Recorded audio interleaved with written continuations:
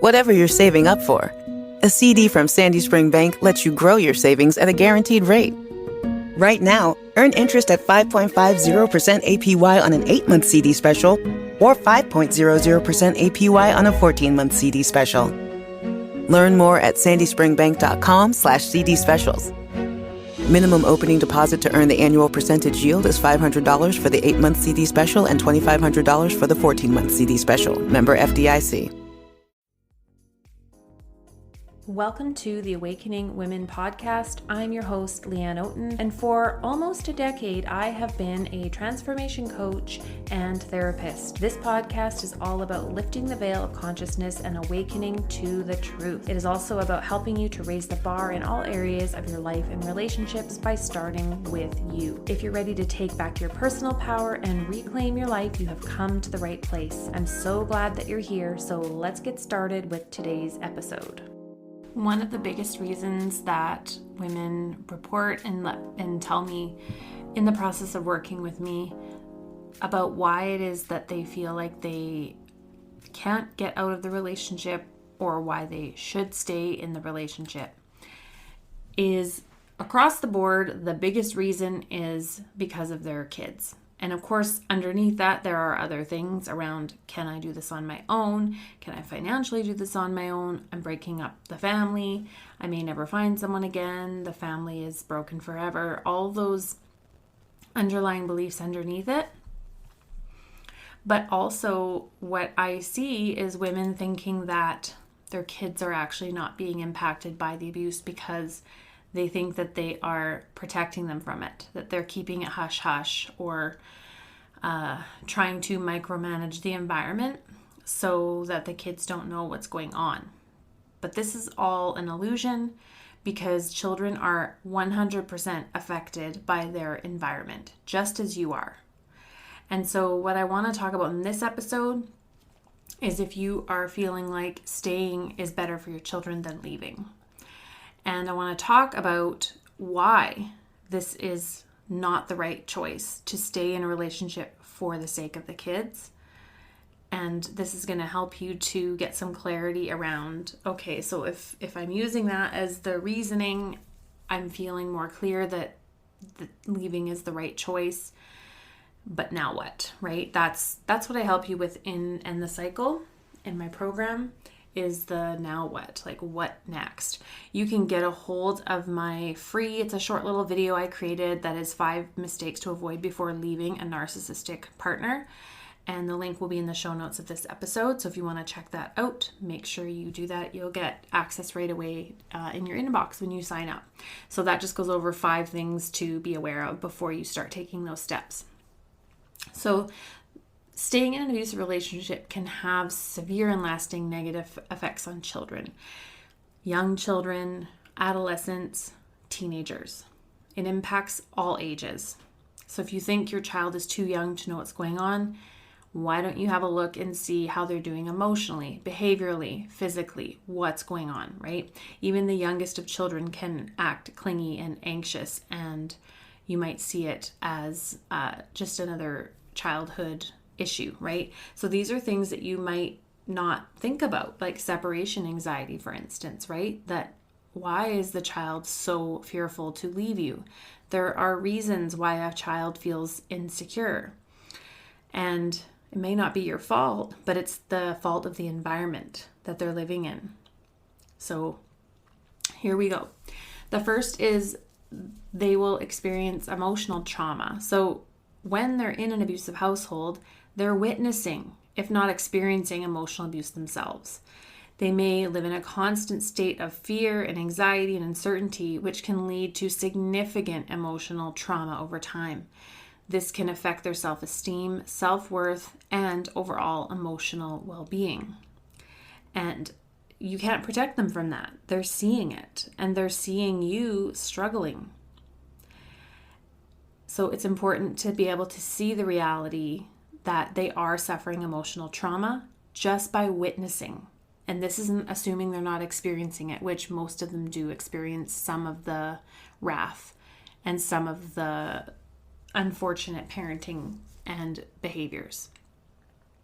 The second is that they will start to model the behavior. I see this a lot with clients where they have a child that is treating them just like the abusive parent treats them, because children learn by example.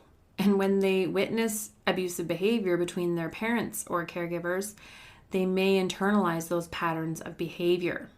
And this just perpetuates that cycle of abuse, as they may grow up believing that abuse is a normal way to relate to others and direct it at you and direct it to a future partner, toward a future partner, or accept that behavior toward themselves from a partner.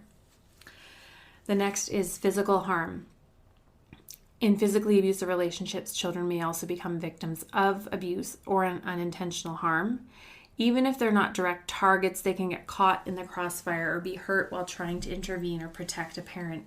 Now, I hope you're not experiencing this, but I wanted to add this in because any emotionally, psychologically abusive relationship could turn physical at any time. Some women report that there are abusive incidents that happen and that their children have also been harmed. So that is one area where, yes, you need to get that exit plan and safety plan in place and get out. If there is physical abuse and direct abuse happening to the child, like we just talked about, they're already suffering from the emotional abuse. We know this. But this just takes it to that next level where you need to get your strategy and safety plan in place right away. Because that's just another level of severity. It's all bad, but that takes it to another level. Okay, so that's a side note. The next is developmental delays. So you might see them regressing or having, like I said, separation anxiety, not wanting to go to school refusal, coming home reporting that they don't like going to school. They don't want to go to school. They have tummy aches right before school, or they have all these health symptoms and things that keep coming up why they can't go to school. So there will be different things you'll see, like tummy aches or headaches or nauseous, or they might even develop recurring health issues like colds and flus as just kind of like that somatic expression of what is going on emotionally. So they might be sick a lot, or just not wanting to be away from you and not wanting to leave home. Living in an abusive environment can hinder a child's cognitive, social, and emotional development, and the constant stress and instability can lead to developmental delays. And this can manifest as academic struggles, behavioral issues, or difficulties forming healthy relationships later in life. So it affects all of those areas. The psychological impact that children experience in abusive homes is that they're at higher risk for developing mental health issues such as depression, anxiety, post-traumatic stress disorder, and even suicidal tendencies. I see with girls and adolescents things like eating disorders, self-harm, cutting, binge drinking, drugs, you name it. So this is where, as they get older, these things will start to show up. The long-term psychological effects of witnessing or experiencing abuse can persist well into adulthood. So you will see teenagers with mental health diagnoses perhaps, or just signs of something going on, or they're just not thriving or doing well. The next is social isolation. And this is because children in abusive households may become socially isolated because they may fear having friends over. They may fear revealing their family situation to others, or they withdraw from social activities, which can further make those feelings of loneliness and alienation worse. So this is where you need to look and see, how's your child's social life? How's their friend circle? Are they keeping friends away from the house? Are they taking off more? What are they into, especially if they're older? You really have to keep an eye on all of those aspects. And again, it's depending on age appropriate and where they're at, but noticing, do they have a good friend group? And are they isolating? Are they not wanting to be around others? The next is normalization of abuse. Growing up in abusive environments can lead children to normalize abusive behavior. They may have difficulty recognizing what healthy relationships look like and may struggle to establish boundaries or assert their own needs and rights in the future. So as you can see, you're in one of these relationships and you also struggle with normalizing abuse. And so this is how the cycle is perpetuated. So now your children are learning that, and then they're going to pass that on to their children. And that is how these family generational toxic dysfunctional dynamics just continue to go through family systems and through the generations. And number 8 is the interference with education. The stress and chaos of living in that abusive environment can interfere with a child's ability to focus on school and complete assignments. So you might notice that they're struggling with school, their grades are failing, the teachers are calling, they're not doing their homework. Again, they're refusing to even go to school. Some children, you can't even get them to school because of the high level of anxiety that they experience at home, and then school just blows it up even more because they feel even more insecure at school. Maybe there's bullying, there's other aspects. But overall, the school refusal might not be seen as it's because of the abusive environment at home, and they can't focus. And they may, again, favor you and want to be with you. So this can lead to academic underachievement, which can have long-term consequences for their future opportunities and their well-being. And number 9 is risk of perpetuating the cycle. Children who witness abuse may be more likely to become either victims or abusers in their own future relationships. This perpetuates the cycle of abuse across the generations, as I mentioned. So it's important that we are aware that the longer we subject a child to this, the less likely they're going to be able to rewire this and change it and switch it, because it will be more deeply ingrained. And number 10, legal and protective consequences. In some cases, if authorities become aware of the abuse, children may be removed from the home and placed in foster care with other family members. This can be emotionally traumatic and disruptive to their lives. So if there is a need for a protective order, or there is a restraining order is what we call it here, protective order, where the parent is reported for abuse incident, if the authorities are aware of it or it's in the system. So you're putting your children at risk for being removed from the home even if there's just shouting and screaming and throwing things and the kid is in the midst of that, or there's drugs involved. Like, I don't know your personal situation, but you're putting your children at risk of being removed from the home if someone reports you, and heaven forbid if something actually were to happen to the child physically. All right, so these are really serious aspects of it. These are not exhaustive. There are so many different ways that being in these relationship environments harm children. But these ones are really serious, right? These have lifelong implications, and the longer they're in it, the more it's going to impact them for the rest of their lives.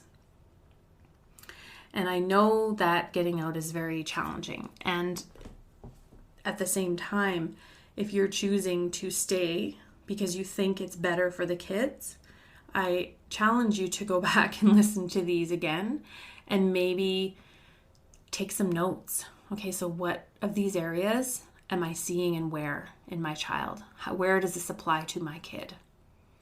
And really own that and look at that part of you that is, I don't want to break up my family. I don't want to split up my family. I don't want to blow up my family. I don't want to destroy my kids by leaving. So hopefully this was a little bit of a wake-up call for you, and you're able to see some of these areas in your child. I hope you're not able to, but if you are seeing them, please take action and do something, because your kids are in the cycle too. They're the true victims because they can't do anything about this.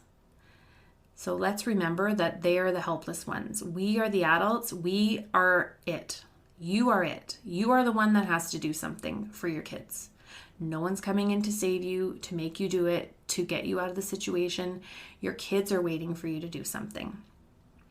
And while they might have their feelings about the split, they're going to get through this on the other side, and they have you and the healthier environment that you're going to be providing for them.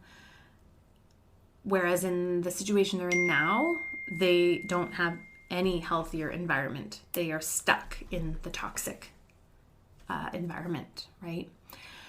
So again, if you are looking for those next steps, just grab my free video, 5 Mistakes to Avoid Before Leaving a Narcissistic Partner, and just get started with that. And I will chat with you in the next episode. Thanks so much for tuning into this episode of the Awakening Women podcast. If you love this show and it has served you and helped you on your journey, please take a moment right now and leave a rating and review in iTunes and Spotify. If you'd like more daily content, videos, and inspiration, come on over and join me at Awakening Women Support Official over on Instagram, where we can connect and you can continue your transformation and growth journey. And I'll see you online. Take care.